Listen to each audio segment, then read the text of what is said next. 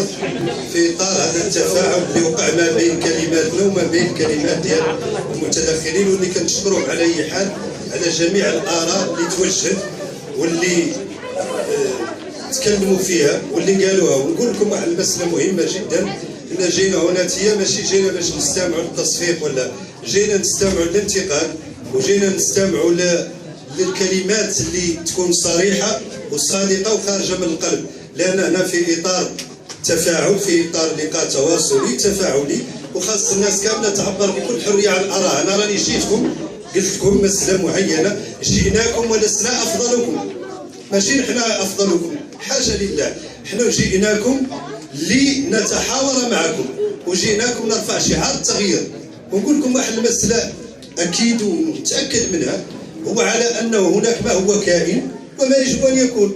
ما هو كاين على ان الترسبات القبليه داخل المنطقه كاينه في اللاشعور ديال اي واحد، وكاينه كمعطى اساسي، ولكن انا كمثقف ما يمكنش نكرس الواقع. انا خاصني نعمل على ما يجب ان يكون، هو ان نغير الواقع وننتقل من عقليه القبيله الى عقليه الجماعه، الى عقليه الحزب. ماشي نبقاو متقوقعين في نفس المنطقه، انا ما يمكنش نغير هذه المنطقه هذا. مساله ثانيه اللي يقد ينتقدني انا بعد شخصيا واللي عايرنا بان ما قد تكلمنا عن الفساد، كان ضمن كتاباتنا من 2006 الى 2014 وقفناها، ولا قد سولنا حد علاش وقفتها. ما قد قال لي حد على ما اللي تكتب باللي كنا كنكتبوه، وكنفضحوا في 2006 و2007 و2009 و2010 حتى الحدود 2014، وفي الندوات وفي الكتابات كان كل شيء ساكت، ما قال حتى شي حاجه. انا اول ما كتبت على قولي من مواطنون وكتبت عليها في جميع المواقع الالكترونيه وتكلمت عن الفساد قبل حتى يتحدث عن الحق زايد عليا. انا في مراكش وراكمت اكثر من 250 مقال في جميع الجرائد الوطنيه والالكترونيه على الصحراء بكل جهاتها، وليس فقط على منطقه بوليفيا. واتحدى اي واحد يرجع للانترنت ويستخرج جميع الكتابات المتعلقه بقضيه الصحراء ولا المتعلقه بالمشاكل اللي كتعاني منها ساكنه وادنون وساكنه هذه المناطق بصفه عامه. مساله اساسيه، نحن نتواجد في كليه الحقوق، ونقول لكم على ان اي طالب من هذه المناطق لم يلتجي لنا يوم الا وجدنا واقفين، وما كنمارسوش السلطه داخل الكليه. ماني عميد، ماني نائب عميد، ماني نائب رئيس، وليست لي صفه اداريه، انا استاذ جامعي ونوقف مع جميع الاساتذه. والنقطه اللي تكلم عليها الطالب ان ابناء هذه المنطقه محرومين من التسجيل في مدينه مراكش، هذا ليس قرارا جاي مكتوب، هذا غير قرار شفوي.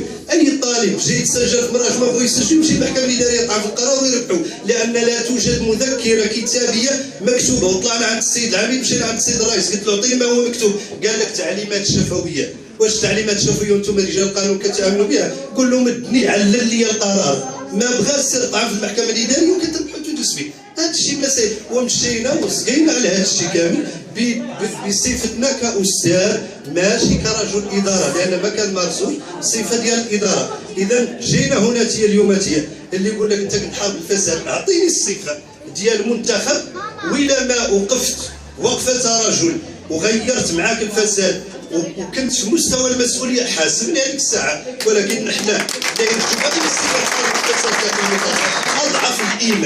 اضعف الايمان نحارب الفساد، اننا تحدثنا عنه في كل المنابر الاعلاميه، واننا كتبنا عنه ونملك سلطه الكتابه وسلطه الكلام وسلطه القلم. اعطيني السلطه الانتخابيه في صناديق الاقتراع وحاسبني، لنا لقاء اخر هنا وحاسبني. ولكن اللي ما كتطلع لي صناديق الاقتراع الا فاسد، وكتجي تقول لي اليوم هي كنتكلموا على الفساد، واش غادي ندير لك؟ واش غادي نرصف في صناديق الاقتراع ونطلع راسي؟ طلعني انت، طلعونا المواطنين وحاسبونا، قول لي ودي كنتي كتكذبوا علينا وجيتونا ببرنامج ديال الكذوب، ودابا حان وقت الحساب. ولكن انا خارج اللعبه، انت كتعطيني منطق طارد ماشي حاضر. انا جريتك لان الجامعه ليست هنا، واتحداك ان تبنى كليه حقوق هنايا وتمشي لقريه مراكش. ولكن انا ملي كنجيك من مراكش ماشي اختيار باش نسكن في مراكش، هذا اختيار ظروف عمليه فرضات عليا. ولكن ملي عندي جامعه هنايا متواجده في جميع هياكلها وما قعدت معاك لومني. ولكن انا ملي كنجي وكنحاول نعاونك، هذا ذاك كيقول لك جي نعاونك في الطربو هرب له في سنه جيت نعاونك، وانت كتحاسب. هذا ماشي وقت الحسابات، الدخول في البوليميك والمزايدات. ونحن في واحد اللحظه اللي هي لحظه حرجه واللي تستدعي منا استحضار خطوره اللحظه. استحضار حضورك اللحظه. راه عندكم 14 لائحه وكنقولها لكم، عيب الله قارن بين اللوائح. تعاملوا بمنطق الكفاءه، تعاملوا بمنطق الشهاده، تعاملوا بمنطق ان هذا الانسان قادر يغير. راه ما يمكنليش انا ولا مبارك ابو عايده. مبارك ابو عايده مسؤوله في وزاره الخارجيه كاع خدمتها برا، يعني ما عندهاش علاقه سلطه الوصايه على المصالح المنتخبه باش تتدخل، هي كتخدم برا وكتستقبل. ويكفينا شرفا انها وزيره من هذه المنطقه شرفتنا، لانه ما هو كيف كاين وزاره كشلو، كاين وزاره ديال الشراط ووزاره ديال الحب ووزاره ديال هذه الوزيره عطاتنا الصوره نموذجيه عن الوزيره المثاليه اللي قدمت صوره لهذه المنطقه. اذا جربوها، اعطوها فرصه. جاتكم ما جايبها منصب، ما جايبتها ثروه، جايبتها غير على البلاد. واش جايه تلوث طريقتها العضويه ولا جايه تلوث الكرسي قاعد عليه او دخلت عليك بالله غير بينك مع راسك. جاب هذا السيد هنايا اي واحد غادي يقول انا كاع دخلني في هذا الصداع. عندي كل حاجه متوافره. احنا كاع العادي، ماشي منطق شي واحد قال وغير منطق عادي بينك انت خش راسك غير معاك وتكلم. قول هذه السيده عندها كلشي جايه تدخل عليك بالله. لاش تلوث؟ واش جايك شي واحد يلوث الصداع؟ راه المسؤوليه فيها الصداع، راهي تكليف وليس تشريف. راه المسؤوليه راه قدام الله وقدام الشعب وفيها واحد الحساب. واللي ما عنده ضمير وما كيخاف من مولانا خاف منه، وهو اللي شد اموال الشعب ويوكلها راه كيدخل الكاش وكيدخل الحرام. اللي ما كيخشى على الفقراء ويخشى على العاطلين ويخشى على الغلابه، واش غادي تشتاقوا نتوما في الله تعطوها صوتكم وفكروا مع روسكم. رانا مالنا في لحظه نتبادلوا الفلسفه ولا جيتكم انا هنا كنحاضر عليكم كاستاذ جامعي. انا كنتكلم معاكم كولد هذه المنطقه، انا اخلع عباءه الاستاذ دابا وكنتكلم بالحرقه بكولد هذه المنطقه.